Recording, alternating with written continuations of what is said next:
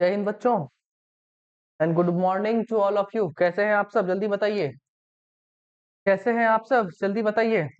और जल्दी से ऑनलाइन आइए, जल्दी से लाइव आइए, जल्दी जल्दी सारे लोग लाइव आइए और आज की कहानी स्टार्ट करेंगे। जल्दी जल्दी सारे लोग लाइव आइए।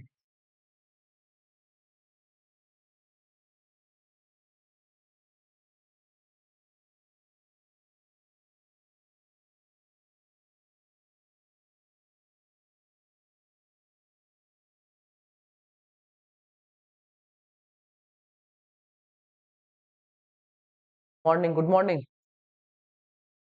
कल की कहानी में हम लोगों ने कहाँ तक पढ़ा था?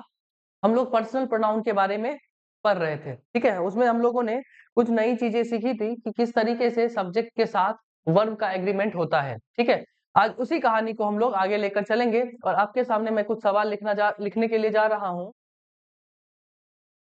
Good morning, good morning, good morning सबको। अब पढ़ने पढ़ाने की बात पे हम लोग आएंगे और कल की कहानी से ही हम लोग स्टार्ट करेंगे। कल हम लोगों ने कुछ कहानी सीखी थी, आज उसी का थोड़ा सा रिवीजन लेकर चलेंगे और आगे की कहानी उसी से क्या करेंगे, जोड़ने का कोशिश करेंगे, ठीक है। कुछ सवाल मैं आपके सामने लिख रहा हूँ जो कल की ही कहानी पर क्या है, जुड़ी हुई है। आप लोग देखने का काम करिए।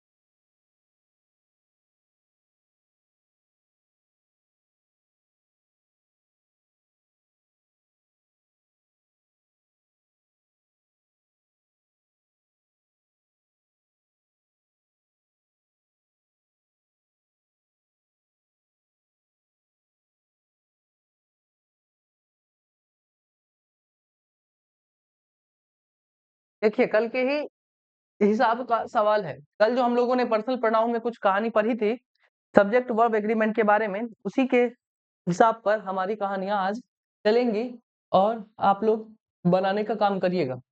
कल का ये रिवीजन है, ठीक है। देखते जाइए, कुछ नई कहानियां भी इसमें मिलती हुई आपको नजर आ रही होंगी।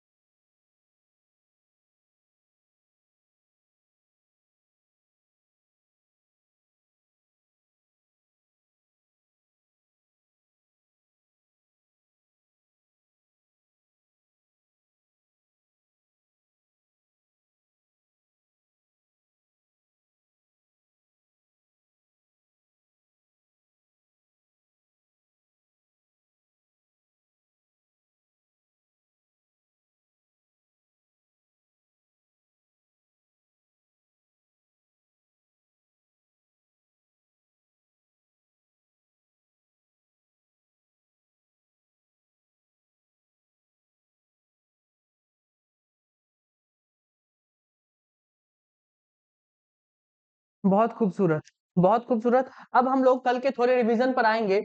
हम लोगों ने कल क्या सब पढ़ा था? हम लोगों ने पढ़ा था कि कोई भी अगर सेंटेंस होता है, अगर कोई भी सेंटेंस होता है तो वो किस तरीके का स्ट्रक्चर बनाकर चलता है? तो सब्जेक्ट आता है, उसके बाद वर्ब आता है और उसके बाद हमारा ऑब्जेक्ट आता है। ठीक है, इससे हमें ये पता चला कि अगर हम कोई भी वर्ब लिखते हैं तो इस वर्ब से ठीक पहले, इस वर्ब से ठीक पहले कौन सा केस हमें लिखना पड़ेगा? सब्जेक्टिव केस लिखना पड़ेगा। और इस वर्ब के ठीक बाद हमें कौन सा केस चाहिए? तो हम बोलेंगे हमें ऑब्जेक्टिव केस चाहिए। इसी हिसाब पर हम लोगों ने कुछ सवाल यहाँ पर किए हैं कि ही आस्क्ड। आस्क्ड क्या है? हमारा वर्ब है। वर्ब से पहले हमारा सब्जेक्टिव केस, ठीक है, और इस वर्ब के तुरंत बाद हमें कौन सा केस चाहिए? ऑब्जेक्टिव केस चाहिए। तो इस ऑब्जेक्टिव केस को यहाँ पर, इस दे को क्या बनाना है? हमें ऑब्जेक्टिव केस बनाना है। तो हम दे ना कहते हुए क्या बोलेंगे? देम कहेंगे। फिर से यहाँ पर हमारे पास दूसरी कहानी अटकी, और दूसरी कहानी हम लोगों ने कल पढ़ी थी कि अगर कोई भी प्रीपोजिशन होगा, अगर कोई भी प्रीपोजिशन होगा, कहीं पर भी होगा सेंटेंस में, तो इस प्रीपोजिशन के ठीक बाद हमें कौन सा केस चाहिए? ऑब्जेक्टिव केस चाहिए। कौन सा केस चाहिए? ऑब्जेक्टिव केस चाहिए। और जैसे ही कोई भी प्रीपोजिशन के पास बाद हम ऑब्जेक्टिव केस लगाए, तो इस ऑब्जेक्टिव केस का आगे आने वाले हेल्पिंग वर्ब से कोई मतलब नहीं होता है। ये ऑब्जेक्टिव केस अपना हेल्पिंग वर्ब के साथ कोई एग्रीमेंट नहीं करता है। इस हेल्पिंग वर्ब के लिए हमें कहाँ आना पड़ेगा? पीछे आना पड़ेगा, जो भी इसका सब्जेक्टिव केस होगा। तो वही कहानी यहाँ पर है, रवि विथ हिज फ्रेंड्स। तो विथ क्या है? हमारा एक प्यारा सा प्रीपोजिशन है। क्या है? हमारा प्रीपोजिशन है। और प्रीपोजिशन के बाद जितनी भी कहानी यहाँ तक लिखी हुई है, ये किस केस में है? ऑब्जेक्टिव केस में है। और जैसे ही ये ऑब्जेक्टिव केस में है, तो यहाँ पर हमारा हैज लिखना क्या है? सही है। किसके हिसाब से? इस रवि के हिसाब से। इस रवि के हिसाब से ये हैज लिखना क्या है? हमारा बिल्कुल सही है। ठीक है, फिर है यहाँ पर he like I have done the work. अब यहाँ पर एक प्यारी सी कहानी फंसती है। यहाँ पर एक प्यारी सी कहानी फंसती है। क्या फंसती है? बहुत सारे बच्चों का ये दिमाग आया होगा कि इस लाइक को क्या कर दे? लाइक्स कर दे। ठीक है, इस लाइक का क्या बना दे? लाइक्स बना दे। ठीक, अगर हम इस लाइक का बउआ लाइक्स बनाएंगे ना, इस लाइक का अगर लाइक्स बनाएंगे तो क्या होगा? ये भी हमारा वर्ब हो जाएगा, यहाँ पर हमारा सब्जेक्ट हो जाएगा, यहाँ पर हमारा हेल्पिंग वर्ब हो जाएगा, और यहाँ पर हमारा मेन वर्ब हो जाएगा। तो इस तरीके की कहानी हम लोग कभी नहीं पढ़ते हैं कि एक ही सेंटेंस में एक मेन वर्ब हो, फिर दूसरे उसके बाद क्या आ जाए? दूसरा मेन वर्ब आ जाए। इस तरीके की कहानी हमें समझ में नहीं आती है। ये कहानी क्या है? गलत है। ठीक है, तो हमारे पास जो यहाँ पर कहानी लिखी हुई है, ये लाइक है क्या? ये लाइक है क्या? तो एक बात आप लोग गौर से याद करिएगा कि जब हम लोगों ने पार्ट्स ऑफ स्पीच पढ़ना स्टार्ट किया था, तो हम ये बोले थे कि कोई भी वर्ड को देखने से पता नहीं चलता है कि वो क्या है, कोई भी पार्ट्स ऑफ स्पीच का है, जब तक हम उसको कहां पर ना देख लें, सेंटेंस में फंक्शन करते हुए ना देख लें। इसीलिए हम लोग कौन सा ग्रामर पढ़ते हैं? अभी फंक्शनल ग्रामर पढ़ते हैं। ठीक है, तो हमें यहाँ पर ये जो लाइक है, वो यहाँ पर क्या नहीं है? वहां यहाँ पर हमारा वर्ब नहीं है, तो क्या है? तो हमने कल पढ़ा था क्या चीज? प्रीपोजिशन के बारे में। किसके बारे में पढ़ा था? प्रीपोजिशन के बारे में। अब इसी प्रीपोजिशन के बारे में कुछ और कहानी हम लोग जानते हैं कि प्रीपोजिशन के कुछ टाइप देख लेते हैं, हमारे पास किस किस तरीके के प्रीपोजिशन देखने के लिए मिल सकते हैं। इसके कुछ कैटेगरी को बांटते हैं। तो पहली कैटेगरी हमने बांट दी कि एक गुड प्रीपोजिशन होता है, और दूसरी कैटेगरी हमने बांट दी एक बैड प्रीपोजिशन होता है। कौन सा प्रीपोजिशन होता है? बैड प्रीपोजिशन होता है। गुड प्रीपोजिशन कौन होता है और बैड प्रीपोजिशन कौन होता है? तो देखिए, अगर हम किसी के साथ रहना चाहते हैं, अगर हम किसी के साथ रहना चाहते हैं, तो हम उसे क्या करते हैं? पसंद करते हैं, तो लाइक। उसके बाद और ज्यादा साथ रहना चाहते हैं तो हम क्या कहते हैं? विथ। बहुत ज्यादा साथ रहना चाहते हैं तो हम बोलेंगे अलोंग विथ। ठीक है, उससे भी ज्यादा तो क्या बोलेंगे? Together with. ये सारे जितने भी इस तरीके के जितने भी हमारे पास प्रीपोजिशंस आएंगे, वो किस टाइप के प्रीपोजिशंस होंगे? तो हम बोलेंगे गुड प्रीपोजिशंस होंगे। कौन से प्रीपोजिशन होंगे? गुड प्रीपोजिशन होंगे। अगर हम बैड प्रीपोजिशन के बारे में आए, तो बैड प्रीपोजिशन कौन होगा? तो किसी को लाइक नहीं करते हैं तो क्या करेंगे बुआ? हम बोलेंगे अनलाइक करेंगे। क्या करेंगे? अनलाइक करेंगे। विथ नहीं रहना है तो क्या बोलेंगे? विदाउट। क्या बोलेंगे? विदाउट। उसके बाद क्या बोल सकते हैं? एक्सेप्ट। और इसी एक्सेप्ट का मतलब क्या होता है? बट। इसी एक्सेप्ट को अगर हम समझे तो इसका मतलब क्या होता है? Except is equal to but. ठीक है, तो ये हो गए हमारे कुछ ऐसे प्रीपोजिशंस जो क्या होते हैं, कुछ गुड कैटेगरी में आते हैं, कुछ बैड कैटेगरी में आते हैं। अगर ये प्रीपोजिशंस ही हैं, अगर ये हमारे सेंटेंस में प्रीपोजिशंस की तरह ही यूज हो रहे हैं, तो इसके बाद कौन सा केस आना चाहिए, इसके बाद कौन सा केस आना चाहिए, तो हम बोलेंगे इसके बाद ऑब्जेक्टिव केस ही आना चाहिए। कौन सा केस आना चाहिए, इसके बाद ऑब्जेक्टिव केस ही आना चाहिए।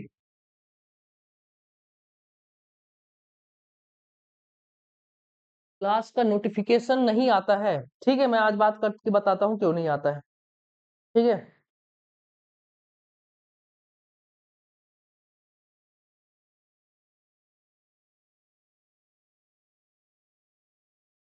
चलिए। तो जब हमारे पास ये लिखे हुए सारे क्या है, प्रीपोजिशंस है, तो इनके बाद कौन सा केस हमें चाहिए, इसके बाद हमें ऑब्जेक्टिव केस ही चाहिए। देखिए, ही लाइक आई, लाइक क्या है, यहाँ पर प्रीपोजिशन है, यहाँ पर क्या है, प्रीपोजिशन है। तो इस प्रीपोजिशन के बाद हमें कौन सा केस चाहिए, ऑब्जेक्टिव केस चाहिए। तो ये क्या हो जाएगा, मी हो जाएगा। और इस ऑब्जेक्टिव केस का इस हेल्पिंग वर्ब से कोई ताल्लुक नहीं है, तो यहाँ पर हैव ना कहते हुए हम ही के वजह से क्या लगा दिए, हैज लगा दिए। क्या लगा दिए, हैज लगा दिए। फिर आया हमारा आई एक्सेप्ट दे, ये एक्सेप्ट क्या है, हमारा प्रीपोजिशन है। क्या है, प्रीपोजिशन है। तो आगे आने वाली चीज क्या होगी, ऑब्जेक्टिव केस में होगी। तो दे का हमें क्या बनाना पड़ा, देम बनाना पड़ा। और आई के हिसाब से आर ना कहते हुए हम क्या बोलेंगे, एम बोलेंगे। क्या बोलेंगे, एम बोलेंगे। ठीक है, यहाँ पर है ही अलोंग विथ, अलोंग विथ क्या है, हमारा प्रीपोजिशन है। अलोंग विथ हमारा क्या है, प्रीपोजिशन है। इसके बाद ऑब्जेक्टिव केस यू हमारा लिखा हुआ सही है, एकदम सही है। लेकिन इसके बाद जो आया हुआ हैव है, क्या इसके वजह से आएगा, बोलेंगे नहीं, क्योंकि ये ऑब्जेक्टिव केस है। तो किसकी वजह से आएगा, तो ही की वजह से हम लोग क्या बोलेंगे, हैव ना कहते हुए हम क्या लिखेंगे, हैज लिखेंगे। यहां तक की बात सबको क्लियर है, या और नो, जल्दी बताइए।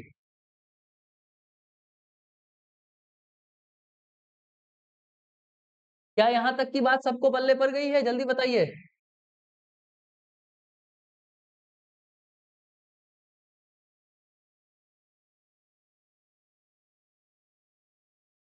यहाँ पर हम लोगों ने ये सीखा कि जो भी प्रीपोजिशन होगा कहीं पर भी, पहले तो हमें यहाँ पर ये दिखने के लिए मिला कि यहाँ पर ही लिखा हुआ है, लाइक लिखा हुआ है, फिर आई लिखा हुआ है, हैव डन द वर्क। ठीक है, अगर कोई बच्चा यहाँ पर डायरेक्ट लाइक को देखेगा तो इस लाइक को क्या बनाना चाहेगा, लाइक्स बनाना चाहेगा, जो कि गलत हो जाएगा। क्यों गलत हो जाएगा, क्योंकि एक ही सेंटेंस में हमें दो दो मेन वर्ब दिखाई देने लगेंगे। ठीक है, वो क्या होगा, हमारा सेंटेंस ही गलत हो जाएगा।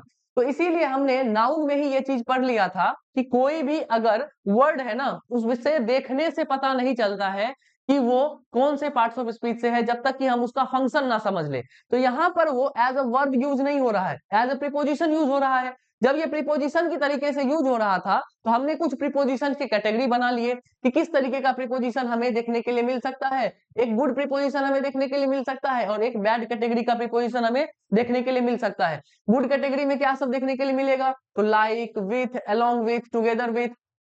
इसी के जस्ट उल्टा हमें बैड कैटेगरी में देखने के लिए मिलेगा, चाहे इसमें से जो भी वर्ड देखने के लिए मिले, वो अगर प्रीपोजिशन के तरीके से यूज हो रहा है, तो हम इसके बाद कुछ नहीं, ऑब्जेक्टिव केस का ही यूज करते हैं। और अगर ऑब्जेक्टिव केस का यूज हो रहा है उसके बाद, तो इस ऑब्जेक्टिव केस का इस हेल्पिंग वर्ब से कोई मतलब नहीं होता है। और इसी के बेसिस पर हम लोगों ने 3, 4 एंड 5 को क्या किया, सही किया। यहाँ पर लिखा हुआ था he like I have done the work, हमने देखा कि ये लाइक जो है एज अ प्रीपोजिशन यूज हो रहा है, तो इसके बाद आने वाला जो भी शब्द है वो किस केस में होना चाहिए, वो ऑब्जेक्टिव केस में होना चाहिए। इसीलिए हम लोगों ने लाइक के बाद आई को हटाया और किस में चेंज किया, मी में चेंज किया।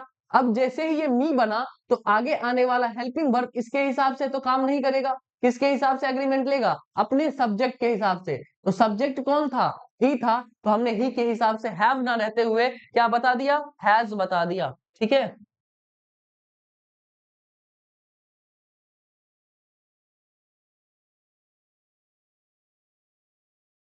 अब तो सबको क्लियर है।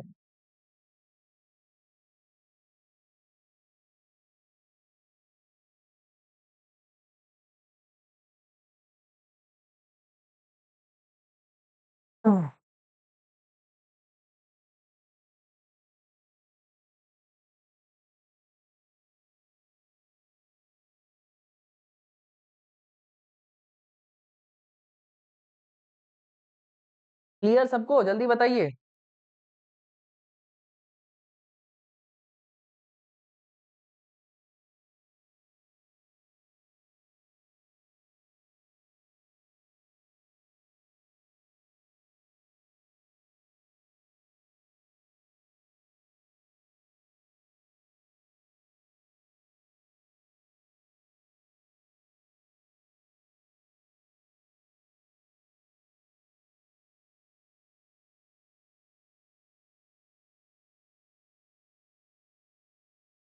चलिए, जब यहाँ तक की बात क्लियर है तो इस 6th सवाल से पहले हम लोग कुछ देख लेते हैं कि कोई कोई वर्ड किस तरीके से यूज होता है। ठीक है, हमें इसका मैकेनिज्म देख लेना है। देखो, जब हम लोगों ने इस सबसे पहला वर्ड देखा, कौन सा? लाइक देखा। जब हम इस लाइक को एज अ वर्ब यूज करते हैं, क्या यूज करते हैं? एज अ वर्ब यूज करते हैं, तो इसका मतलब क्या होता है? इसका मतलब हो जाता है पसंद करना। क्या करना? पसंद करना। इसका मतलब क्या बनता है? पसंद करना। अगर हम इसका इंग्लिश में मतलब समझे तो इसका मतलब होता है टू अडोर। क्या करना? टू अडोर, मतलब कि पसंद करना, या तो किसी को क्या करना? लव करना। ठीक है, या तो हम बोल सकते हैं टू अडोर या टू लव, इसका इंग्लिश में मीनिंग निकलता है। अगर मैं एग्जांपल लूं, अगर मैं इसका एग्जांपल आपके सामने बताऊं तो मैं बोल सकता हूं क्या? नेहा नेहा लाइक्स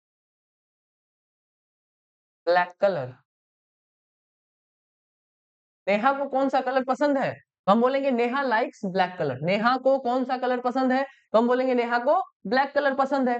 तो ये हो गया एज अ वर्ब। लाइक का यूज किस तरीके से हो गया? वर्ब के तरीके से। अगर मैं दूसरा एग्जांपल लूं तो मैं बोल सकता हूं कि, क्या बोल सकता हूं? हाँ,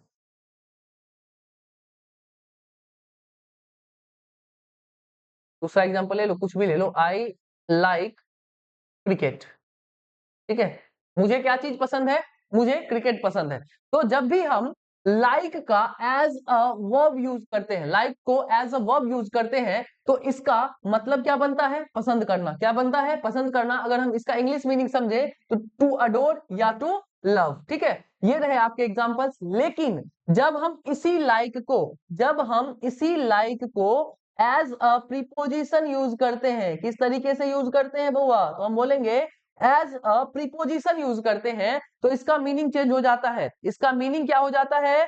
चेंज हो जाता है। इसका मीनिंग किस तरीके से चेंज हो जाता है? तो इसका मतलब पूरी की पूरी तरीके से बदल जाता है। क्या बदलता है? तो हम लोगों ने पिछले सेंटेंसेस में देखा कि इसका मीनिंग किस तरीके से बदलता है। जब भी हम लाइक को प्रीपोजिशन की तरीके से यूज करते हैं तो ये कंपैरिजन बताने का काम करता है। क्या बताने का काम करता है? हम बोलेंगे कंपैरिजन बताने का काम करता है। क्या बताने का काम करता है?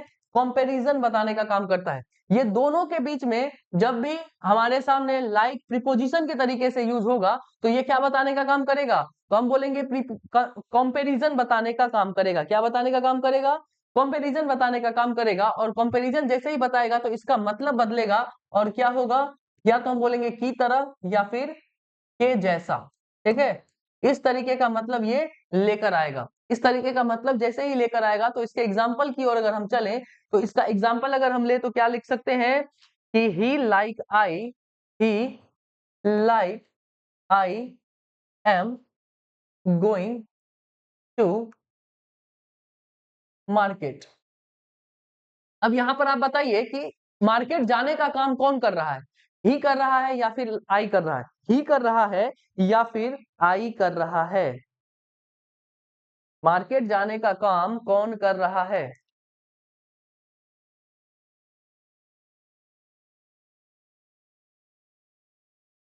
तो यहाँ पर मार्केट जाने का काम कौन कर रहा है? ही लाइक आई। ठीक है, तो हम बोलेंगे कि यहाँ पर मार्केट जाने का काम कौन कर रहा है? ही कर रहा है। तो यहाँ पर अगर लाइक है तो ये एज अ प्रीपोजिशन यूज हुआ है। जैसे ही ये प्रीपोजिशन की तरीके से यूज हुआ तो आगे हमें कुछ और नहीं, हमें क्या चाहिए? ऑब्जेक्टिव केस चाहिए। जैसे ही इस ऑब्जेक्टिव केस को हमने बनाया तो इस ऑब्जेक्टिव केस का इस हेल्पिंग वर्ब से कोई मतलब नहीं रहा। हेल्पिंग वर्ब के लिए ये यहां पर आया और एम की वजह से एम को हटाकर हमने क्या लिखा? इज लिखा। क्या लिखा? इज लिखा। ठीक है, आप इस तरीके से इसको किस तरीके से यूज कर सकते हैं? इस पूरे की पूरी कहानी को आप लास्ट में भी लिख सकते हैं। कैसे? तो हम बोलेंगे कि he is going to market like me. ठीक है, वह मेरी तरह, जैसे मैं जाता हूं ना, वो वैसे ही मेरी तरह कहां जा रहा है? मार्केट जा रहा है। ठीक है, वह मेरी तरह ही कहां जा रहा है? मार्केट जा रहा है। तो लाइक का यूज हम लोग कितने तरीके से करते हैं? दो तरीके से कर सकते हैं। अगर हम एज अ वर्ब यूज कर रहे हैं तो उसका मतलब ये बनता है, और एज अ प्रीपोजिशन अगर हम यूज कर रहे हैं तो उसका मतलब क्या हो जाता है? कंपैरिजन करना। क्या करना? कंपैरिजन करना। अब बात आती है एक दूसरे शब्द की जिसका नाम क्या है? बट। क्या नाम है? उसका नाम है बट।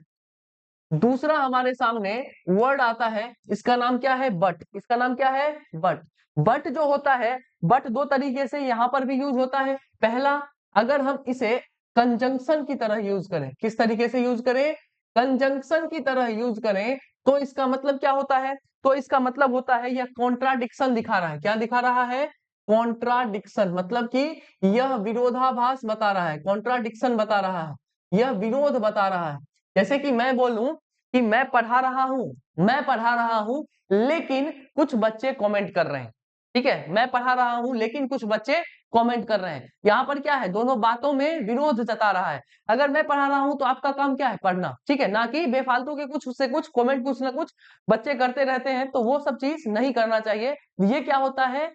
विरोध जताना, उसी को कहा जाता है कॉन्ट्राडिक्शन। तो जब बट का यूज एज अ कंजंक्शन होता है तो वो क्या बताता है? कॉन्ट्राडिक्शन बताता है। और इस कॉन्ट्राडिक्शन से हमारा, इसका अगर हिंदी में मीनिंग बताएं तो हिंदी में मीनिंग इसका क्या निकल जाता है? लेकिन। इस बट का मतलब क्या निकल जाता है? लेकिन। अगर मैं इसका एग्जांपल लूं तो हम बोल सकते हैं she is rich but lives a poor life. Lives a poor life. ठीक है, यहां पर क्या बताया गया है? कॉन्ट्राडिक्शन बताया गया है कि वह क्या है? वह अमीर तो है लेकिन कैसी जिंदगी जीती है? लेकिन वो कैसे जिंदगी जीती है? वो एक गरीब वाली जिंदगी जीती है। ठीक है, तो यहाँ पर क्या है? दोनों में विरोध का भाव है, तो ये हमारा बट क्या हो गया? यहाँ पर कंजंक्शन हो गया। लेकिन अगर हम इसी बट को एज अ प्रीपोजिशन यूज करें, किस तरीके से यूज करें? एज अ प्रीपोजिशन की तरीके से यूज करें, तो इसका मतलब क्या हो जाता है? इसका मतलब चेंज हो जाता है। और अभी हम लोगों ने पढ़ा, इसका मतलब क्या बन जाता है? एक्सेप्ट बन जाता है। मतलब कि के अलावा। इसका मतलब क्या हो जाता है? के अलावा। इसका मतलब चेंज होकर क्या हो जाता है? एक्सेप्ट, मतलब के अलावा हो जाता है। अगर हम इसकी एग्जांपल को लेते हुए चलें तो हम क्या बोलेंगे? हम क्या लिख सकते हैं? He but I am going to he but I am going. ठीक है, बताइए। He but I am going, और आगे कुछ लिख दो। क्या लिख दो? He but I am going there लिख दो। तो यहां पर जब हम देख रहे हैं कि he but I am going there, यहां पर जाने का कौन कौन कौन कर रहा है? हम बोलेंगे वह कर रहा है। तो बट यहां पर क्या है? प्रीपोजिशन है। कौन है? प्रीपोजिशन है। तो इस प्रीपोजिशन की वजह से यहां पर क्या होना चाहिए? ऑब्जेक्टिव केस होना चाहिए। ऑब्जेक्टिव केस की वजह से हम लोगों ने यहां पर मी लगाया, और इस ही की वजह से यहां पर एम ना कहते हुए हम लोगों ने क्या लिखा? इज लिखा। अगर हम इसको और खूबसूरत से लिखना चाहें तो हम इसे इस तरीके से भी लिख सकते हैं, ही इज गोइंग देयर। अब देखिए बट का कितना मीनिंग निकल सकता है? बट बोल सकते हैं, एक्सेप्ट बोल सकते हैं, उसके बाद बट बोल सकते हैं, एक्सेप्ट बोल सकते हैं, उसके बाद और क्या बोल सकते हैं? सेव बोल सकते हैं। ठीक है, और आगे देयर लिख सकते हैं। ठीक है, तो बट के इतने सारे मीनिंग्स निकलते हैं। बट का कितना कितना मीनिंग निकलता है? तो हम बोलेंगे बट का चार मीनिंग, तीन मीनिंग निकल सकता है। बट हो सकता है, एक्सेप्ट हो सकता है, सेव हो सकता है।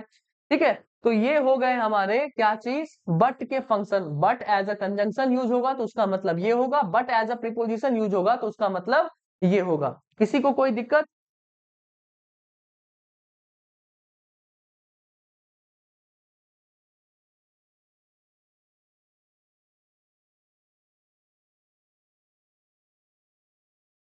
देखिए अभी हम लोगों ने दो कहानियां पढ़ी हैं। पहली कहानी किसकी थी? लाइक की थी। लाइक दो तरीके से यूज हो सकता है किसी भी सेंटेंस में। जब एज अ वर्ब यूज होगा तो इसका मतलब क्या होगा? पसंद करना। लेकिन जैसे ही एज अ प्रीपोजिशन यूज होगा तो इसका मतलब चेंज होकर क्या हो जाएगा? कंपैरिजन करना। ये दोनों दो चीज के बीच में क्या बताएगा? कंपैरिजन बताएगा। ठीक है, उसके बाद जब हम इस बट की ओर आए तो बट भी दो तरीके से यूज होता है सेंटेंसेस में। एक कंजंक्शन की तरह से, जब कंजंक्शन की तरह से यूज होगा तो इसका मतलब क्या होगा? कॉन्ट्राडिक्शन दिखाना। कॉन्ट्राडिक्शन का मतलब विरोधाभास बताना। ठीक है, और जब भी बट का यूज एज अ प्रीपोजिशन होगा तो हम इसका मतलब ये समझेंगे कि बट जैसे ही प्रीपोजिशन के रूप में आया तो इसका मतलब क्या हो जाता है? एक्सेप्ट, मतलब कि के अलावा। ठीक है, और जब भी एज अ प्रीपोजिशन यूज होता है कोई भी चीज, तो उसके आगे लिखी हुई चीज किस तरीके की हो जाती है? ऑब्जेक्टिव केस हो जाती है। क्या यहां तक की बात सबको क्लियर है? यस और नो?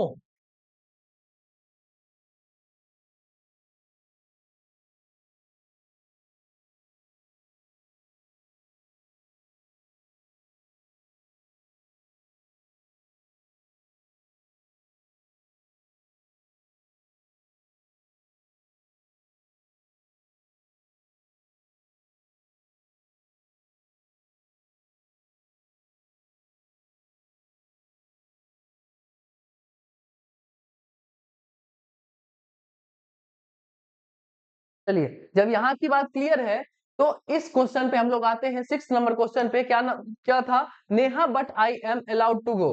तो यहाँ पर क्या है? ये बट हम बोलेंगे, यहाँ पर प्रीपोजिशन है, और इस प्रीपोजिशन के कारण यहाँ पर आई ना कहते हुए हम क्या बोलेंगे? मी बोलेंगे। और इस ऑब्जेक्टिव केस के होने के कारण इस एम का इससे कोई लेना देना नहीं है, इसीलिए इस नेहा की वजह से यहाँ पर एम ना होते हुए हम क्या बोलेंगे? इज बोलेंगे। आप इसको आप क्या कर सकते हैं? अरेंज भी कर सकते हैं। आप लिख सकते हैं Neha is allowed to go but me, या एक्सेप्ट मी। नेहा को वहां जाने के लिए अलाउ किया जाता है, लेकिन मुझे नहीं किया गया। ठीक है, मेरे अलावा किसको जाने के लिए वहां पर अलाउ किया गया? तो नेहा को अलाउ किया गया। ठीक है, तो ये हो गया इसका मीनिंग। यहाँ आप लोगों को कहानी पता चली कि किस तरीके से किसी भी वर्ड को हम देखकर ये नहीं बोल सकते हैं कि ये कौन सा पार्ट्स ऑफ स्पीच है। ये मैकेनिज्म आप लोगों को समझ में आया? यहां से सिर्फ दो वर्ड को हम लोगों ने देखा कि एक किस किस तरीके से ये यूज हो सकते हैं। ठीक है, जब तक हम इसे फंक्शन करते हुए ना देख लें, तब तक हम ये नहीं बोलेंगे कि ये इस पार्ट्स ऑफ स्पीच का है या उस पार्ट्स ऑफ स्पीच का है। कोई दिक्कत?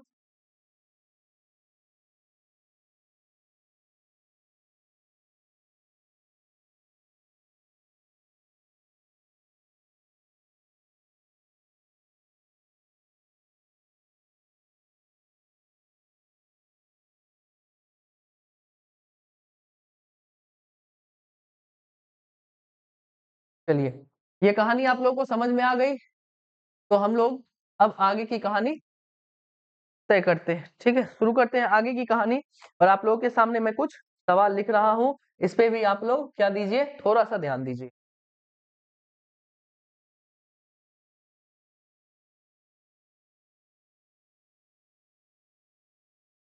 मी हैव टू वर्क हार्ड।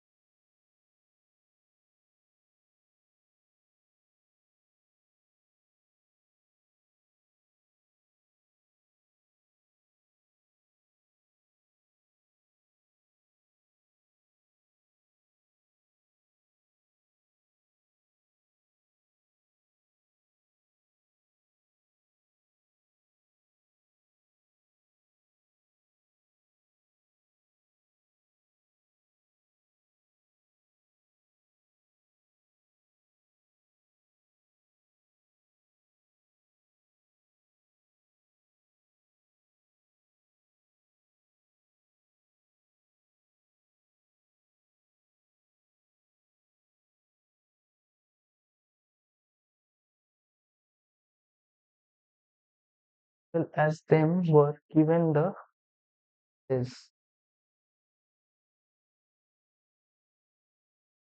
बताइए इसमें क्या कहानी कर।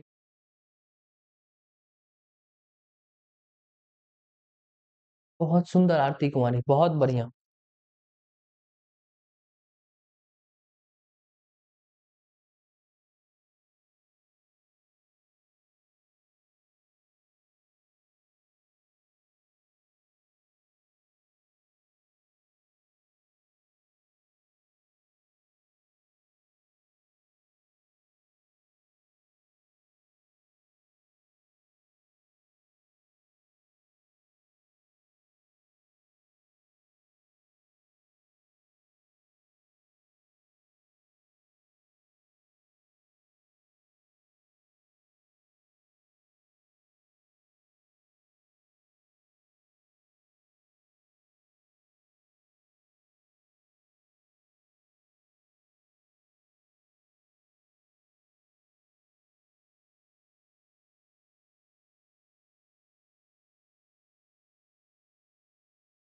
चलिए, यहाँ तक की कहानी पे हम लोग चलते हैं। तो यहाँ पर क्या चीज लिखा हुआ है, सी है। विथ क्या है हमारा, प्रीपोजिशन है। और इस प्रीपोजिशन के बाद हमारा ऑब्जेक्टिव केस है। इस ऑब्जेक्टिव केस का हमारा इस वर्ब से कोई लेना देना नहीं है। तो हम वर्ब के लिए कहाँ पे पहुंचे, अपने सब्जेक्ट के पास।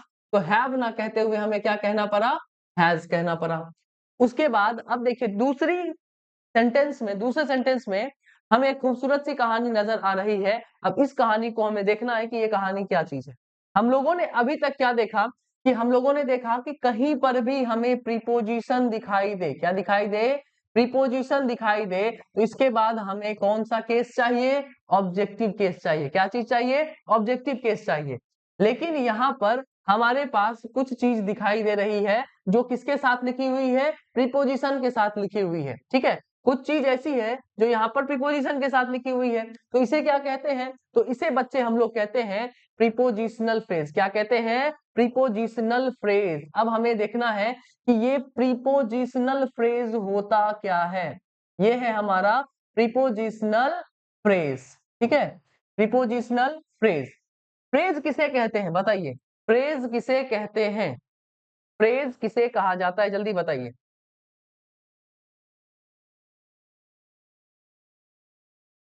ठीक है, फ्रेज किसे कहा जाता है, जल्दी जल्दी बताते जाइए।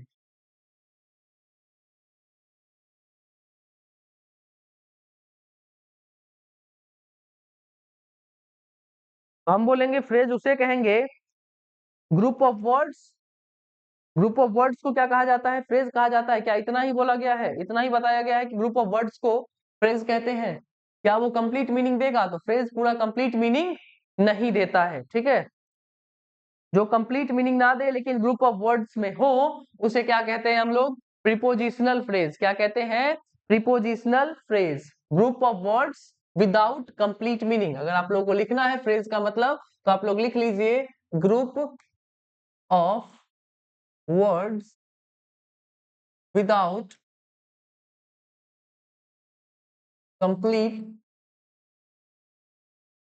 मीनिंग।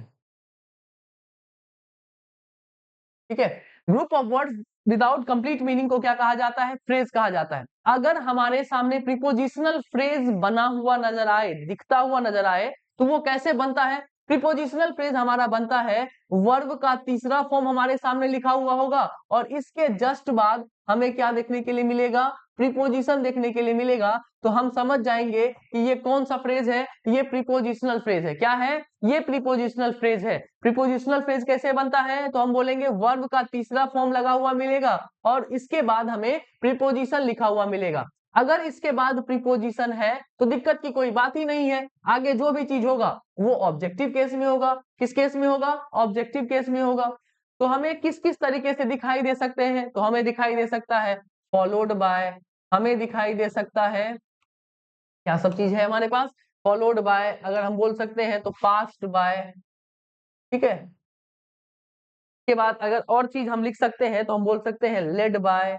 इस तरीके के हमारे पास ढेर तरीके के प्रीपोजिशनल फ्रेज हमें दिखाई दे सकते हैं। हमें बस ये देखना था कि प्रीपोजिशनल फ्रेज दिखता कैसा है। प्रीपोजिशनल फ्रेज हमें दिखता ऐसे है कि हमारे पास वर्ब का तीसरा फॉर्म लिखा हुआ नजर आएगा और प्रीपोजिशन आगे नजर आएंगे। देखो, ये रहा वर्ब का तीसरा फॉर्म, ये रहा वर्ब का तीसरा फॉर्म, ये रहा वर्ब का तीसरा फॉर्म, और इसके जस्ट बाद हमें क्या दिख रहा है? इसके जस्ट बाद हमें छोटा सा प्रीपोजिशन दिख रहा है। इसके बाद कुछ नहीं करना है, हमें कौन सा केस लगाना है? ऑब्जेक्टिव केस लगाना है, और आगे आने वाले हेल्पिंग वर्ब से इसका कोई मतलब नहीं रहेगा। आगे आने वाले हेल्पिंग वर्ब से इसका कोई मतलब नहीं रहेगा। ठीक है, देखिए अब यहाँ पर क्या लिखा हुआ है? Radhika followed by the students have done well. ये देखिए वर्ब का तीसरा फॉर्म है और ये रहा हमारा प्रीपोजिशन। ठीक है, और जैसे ही वर्ब का तीसरा फॉर्म और प्रीपोजिशन साथ में हो, इसको हम कौन सा फ्रेज बोले? इसे हम लोग प्रीपोजिशनल फ्रेज बोले हैं। और इसके बाद जो भी कहानियां लिखी हुई है वो किस केस में है? ऑब्जेक्टिव केस में है, और इसी के कारण इस ऑब्जेक्टिव केस का इस वर्ब से कोई लेना देना नहीं है। राधिका यहाँ पर सब्जेक्ट हुई, इस राधिका के वजह से हैव ना कहते हुए हमें क्या कहना पड़ा? हैज कहना पड़ा। यहां तक की बात क्लियर? अगर यहां तक की बात क्लियर है तो तीसरा सवाल हमारे पास सेम टू सेम वही है कि हमारे पास लिखा हुआ है क्या चीज? ही ना प्लीज्ड विथ। प्लीज्ड क्या है? वर्ब का तीसरा फॉर्म है। विथ क्या है? हमारा प्रीपोजिशन है। तो ये बन गया हमारा प्रीपोजिशनल फ्रेज, और आगे लिखी हुई जितनी भी कहानियां हैं वो ऑब्जेक्टिव केस में है। इसका इस वर्ब से कोई लेना देना नहीं है। जब इसका इस वर्ब से लेना देना नहीं है, हम पीछे की ओर मुड़े अपने सब्जेक्ट के पास। इस हीना की वजह से वेयर ना कहते हुए हम लोगों को क्या कहना पड़ा? वॉज कहना पड़ा। क्या यहां तक सब बच्चे को पता चल गया कि क्या हुआ है क्या नहीं हुआ है? जल्दी बताइए, क्या यहां तक की बात सबको क्लियर? यस और no?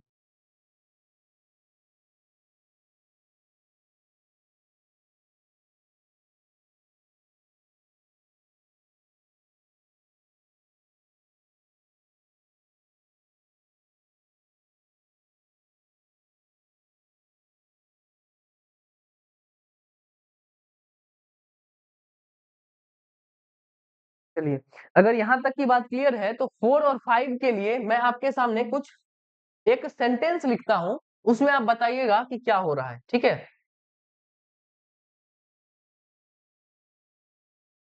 Kirti is stronger than रिया। बताइए कि इसमें क्या हो रहा है? कीर्ति इज स्ट्रॉन्गर देन रिया, इसमें क्या हो रहा है? जल्दी बताइए।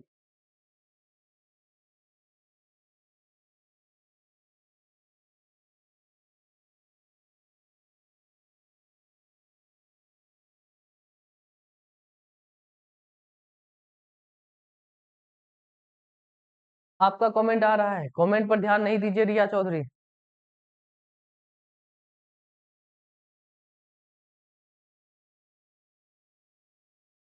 कीर्ति इज स्ट्रॉन्गर देन रिया। तो यहाँ पर हमारे पास हमें ये पता चल रहा है कि किसी का कंपैरिजन हो रहा है। ठीक है, कीर्ति का कंपैरिजन किसके साथ हो रहा है? रिया के साथ हो रहा है। किसके साथ हो रहा है? रिया के साथ हो रहा है। तो हमें एक बात पता चली कि कीर्ति किस केस में है? सब्जेक्टिव केस में है, और रिया भी किस केस में है? सब्जेक्टिव केस में है। और इसे कंपेयर किया जा रहा है किसके साथ? इस चीज के साथ। तो ये कौन सी डिग्री हो गई? तो हम बोलेंगे ये हो गई हमारी कॉम्पेरेटिव डिग्री। और कॉम्पेरेटिव डिग्री को बनाने के लिए यहाँ पर हमने किसका यूज किया? देन का यूज किया। यहाँ पर हमें कुछ नहीं समझना था, हमें बस एक बात समझनी थी कि जो हमारा सब्जेक्टिव केस होगा उसका कंपैरिजन सब्जेक्टिव केस के साथ ही किया जाता है। किसके साथ किया जाता है? सब्जेक्टिव केस के साथ ही किया जाता है। तो हम बोलेंगे इधर हो गया सब्जेक्टिव केस नंबर 1, एक हो गया हमारा सब्जेक्टिव केस नंबर 1, उसके बीच में आ गया हमारा कंपैरेटिव डिग्री, और इसके बाद हमारा आता है subjective case number 2। Subjective case number 2। आगे आने वाली हेल्पिंग वर्ब किस पर डिपेंड होगी? ये बताइए, आगे आने वाली हेल्पिंग वर्ब किस पर डिपेंड होगी? सब्जेक्टिव केस 1 पे या सब्जेक्टिव केस 2 पे? ये सब्जेक्ट इसका हेल्पिंग वर्ब के साथ ये करेगा, एग्रीमेंट करेगा, या फिर दूसरा सब्जेक्ट हेल्पिंग वर्ब के साथ ये करेगा, एग्रीमेंट करेगा? तो इसके लिए मैं आपसे एक सवाल पूछता हूं कि रिया ज्यादा मजबूत है या कीर्ति? कौन ज्यादा मजबूत है, कौन ज्यादा स्ट्रांग है, बताइए। कीर्ति स्ट्रांग है या फिर रिया? जल्दी बताइए, कीर्ति स्ट्रांग है या फिर रिया स्ट्रांग है? कीर्ति स्ट्रांग है या फिर रिया स्ट्रांग है, जल्दी बताइए।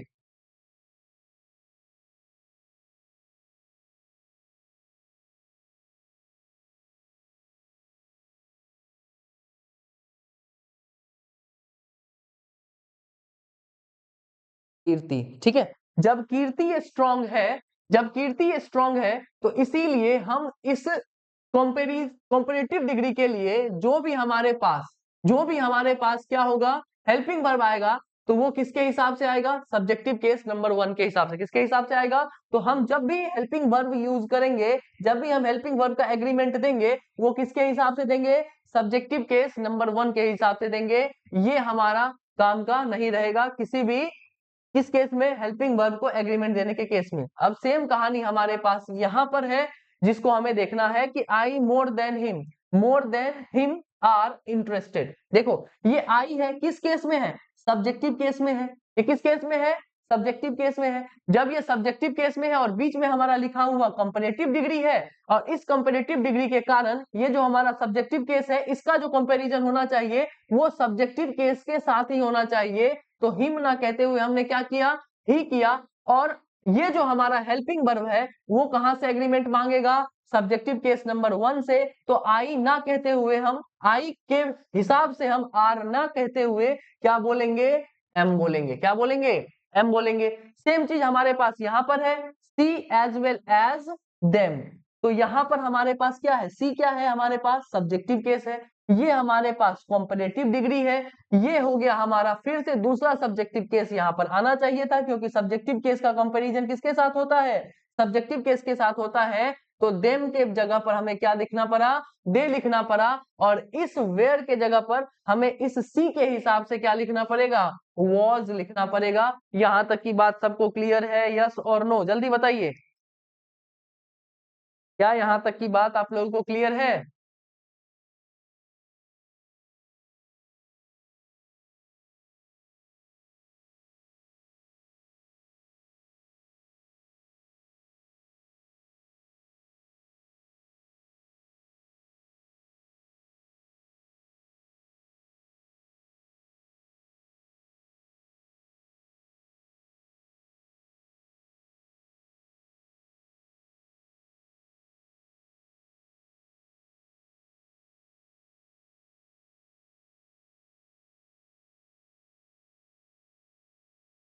चलिए, बहुत खूब।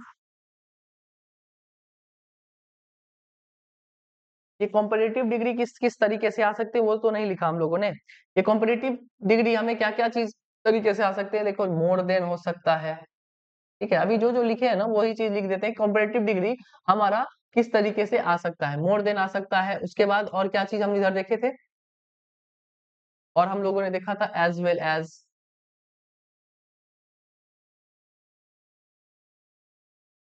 ठीक है, इस तरीके के हमारे पास क्या आ सकते हैं? कॉम्पिटिटिव डिग्री आ सकते हैं। लेस देन आ सकता है। ठीक है, ये रहे हमारे कॉम्पिटिटिव डिग्री। लेकिन हमें बस इतना ध्यान रखना है कि जो जो भी अगर सब्जेक्टिव केस के साथ कंपैरिजन हो रहा है, किसके साथ हो रहा है?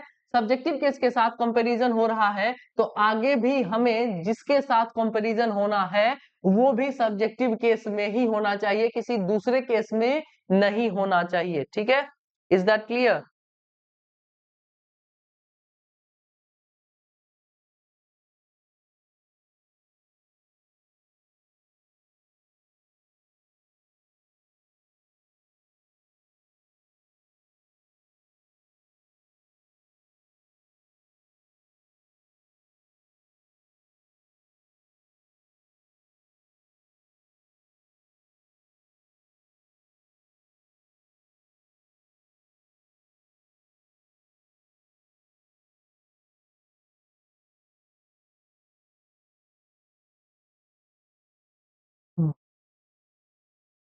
चलिए, अगर यहाँ तक की कहानी क्लियर है तो एक बार हम लोग रिवीजन कर लेते हैं और आज की कहानी को थोड़ा सा देख लेते हैं। हम लोगों ने पिछली क्लासेस की कुछ कहानी को आगे बढ़ाने का कोशिश किया, जिसमें हम लोगों ने पिछले क्लास में क्या सब देखा था कि अगर कोई भी सेंटेंस है तो वो सब्जेक्ट वर्ब और ऑब्जेक्ट के हिसाब से ही क्या करता है, फंक्शन करता है। मतलब कि वर्ब से पहले लिखा हुआ सब्जेक्टिव केस होना चाहिए और वर्ब के ठीक बाद हमें कौन सा केस चाहिए, ऑब्जेक्टिव केस चाहिए। ठीक है, इसी तरीके से हम लोगों ने कुछ सवाल किए, फिर हमारे पास दूसरा कहानी आया पिछले क्लास का कि प्रीपोजिशन के बाद कौन सा केस होना चाहिए, हर हमेशा ऑब्जेक्टिव केस होना चाहिए और जैसे ही कोई ऑब्जेक्टिव केस बना वो आगे आने वाले हेल्पिंग वर्ब को एग्रीमेंट नहीं देता है। फिर हम लोगों ने कुछ प्रीपोजिशन के कैटेगरी बनाए, कुछ गुड प्रीपोजिशन को हम लोगों ने देखा, कुछ बैड प्रीपोजिशन को देखा। इस तरीके से देखा कि हमने ये पता चला था नाउन के ही क्लास में कि कोई भी वर्ड जहां पर भी हो, हमें अगर वर्ड दिखाकर पूछा जाए कि ये कौन सा पार्ट्स ऑफ स्पीच है तो हम उसे नहीं बता सकते हैं। क्यों? क्योंकि वो किसी किसी सेंटेंस में अलग तरीके से फंक्शन कर सकता है। इसी तरीके से हम लोगों ने कुछ यहाँ पर भी वर्ड्स देखे, जैसे लाइक को देखा। जो लाइक होता है वो एज अ वर्ब भी यूज होता है और कहीं कहीं पर प्रीपोजिशन की तरीके से भी यूज होता है। वर्ब की तरीके से अगर यूज होता है तो उसका मीनिंग पसंद करना मतलब कि टू अडोर या टू लव हो जाता है। लेकिन जैसे ही लाइक को हम एज अ प्रीपोजिशन यूज करते हैं तो उसका मतलब क्या हो जाता है, कंपैरिजन। क्या हो जाता है, कंपैरिजन करना। इसका मतलब हिंदी में बताएं तो की तरह या फिर की जैसा हो जाता है। ठीक है, फिर अगर हम आए दूसरे वर्ड पर तो दूसरा वर्ड हो गया हमारे पास बट। बट भी दो तरीके से फंक्शन करता है। पहला हो गया कंजंक्शन की तरह तरीके से, अगर कंजंक्शन की तरीके से वो फंक्शन कर रहा है तो उसका मतलब हो जाता है कॉन्ट्राडिक्शन वो दिखा रहा है। लेकिन अगर बट प्रीपोजिशन की तरीके से यूज होता है तो इसके बाद इसका मतलब होता है एक्सेप्ट। क्या हो जाता है, एक्सेप्ट। बट के ढेर सारे मीनिंग निकलते हैं, बट हो गया, एक्सेप्ट हो गया, सेव हो गया, उसके बाद इस तरीके से एक्सक्लूड हो गया। ये हो गए हमारे बट के क्या चीज, फंक्शन। फिर हम लोग आए अगले सवाल पर और इस सवाल में हमें प्रीपोजिशनल फ्रेज के बारे में कुछ पता चला। ठीक है, प्रीपोजिशनल फ्रेज जो बनता है इसमें कुछ नहीं होता है, वर्ब का तीसरा फॉर्म के साथ प्रीपोजिशन आगे में लिखा हुआ होता है। हमें कुछ नहीं देखना है कि जब भी प्रीपोजिशन लिखा हुआ है इसके बाद तो हमें आंख मूंद कर आगे कौन सा केस लगा देना है, ऑब्जेक्टिव केस लगा देना है। लेकिन इसके बाद जो हेल्पिंग वर्ब का एग्रीमेंट होगा वो इसके हिसाब से नहीं होगा, सब्जेक्टिव केस के हिसाब से ही होगा। फिर आगे की कहानी पे हम लोगों ने देखा कि कुछ कुछ कॉम्पेरेटिव डिग्री भी आते हैं और कंपैरिजन करने का काम करते हैं दो चीजों के बीच में। अगर सब्जेक्टिव केस है और उसका कंपैरिजन हमें करना है आगे, तो आगे जिसके साथ भी कंपैरिजन होगा वो हर हमेशा किस केस में होना चाहिए, सब्जेक्टिव केस में ही होना चाहिए। तो हम लोगों ने एक मैकेनिज्म समझा कि अगर कंपैरेटिव डिग्री है तो उससे पहले अगर सब्जेक्टिव केस 1 लिखा हुआ है तो इसके बाद कंपैरिजन जिसके साथ होगा वो भी सब्जेक्टिव केस में होगा। तो दो हमारे पास सब्जेक्टिव केस हो गए।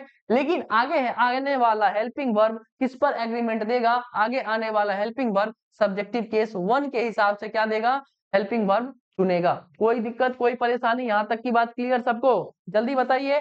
तो आज की कहानी यहीं पर रोकेंगे, जल्दी बताइए यहाँ तक की कहानी क्लियर। तो अगली क्लास में हम लोग नेक्स्ट प्रोनाउन के बारे में पढ़ने का कोशिश करेंगे।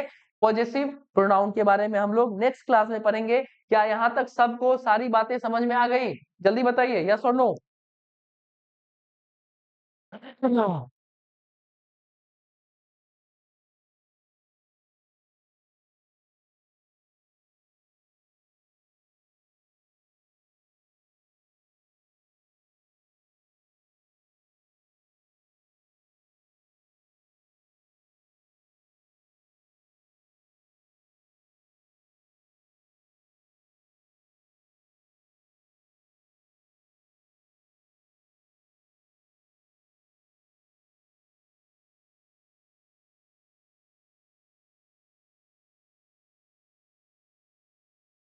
चलिए बच्चे, अगर यहाँ तक की कहानी आप लोगों को समझ में आ गई है तो आप लोग बढ़िया से रिवीजन करिएगा, क्योंकि थोड़ी थोड़ी कॉम्प्लिकेटेड होती जा रही है आपकी सिलेबस। ठीक है, तो इसको कॉम्प्लिकेट नहीं बनाना है, जितना हो सके इसको रिवीजन करना है। मुझे जितना हो सकता था मैं आप लोगों को बढ़िया तरीके से बता रहा हूँ। ठीक है, आप लोग मजे मजे में पढ़िए, ऐसा नहीं है कि माथे पे बर्डन लेकर पढ़ रहे हैं। ठीक है, ऐसा कुछ नहीं करना है, मजे मजे में पढ़ना है। जिस तरीके से नाउन बढ़िया तरीके से हम लोगों ने क्या किया है, लपेट दिया है, उसी तरीके से हम लोग किसको लपेटेंगे, प्रोनाउन को भी लपेटेंगे। बार बार एक ही तरीके के सवाल को क्या करिए, ट्राई करते रहिए, बनाते रहिए खुद से और रिवीजन करते रहिए। ठीक है, आप लोगों का बहुत बहुत धन्यवाद, बहुत बहुत आभार। आप लोग इसी तरीके से पढ़ते रहिए, मजे में पढ़िए। जय हिंद।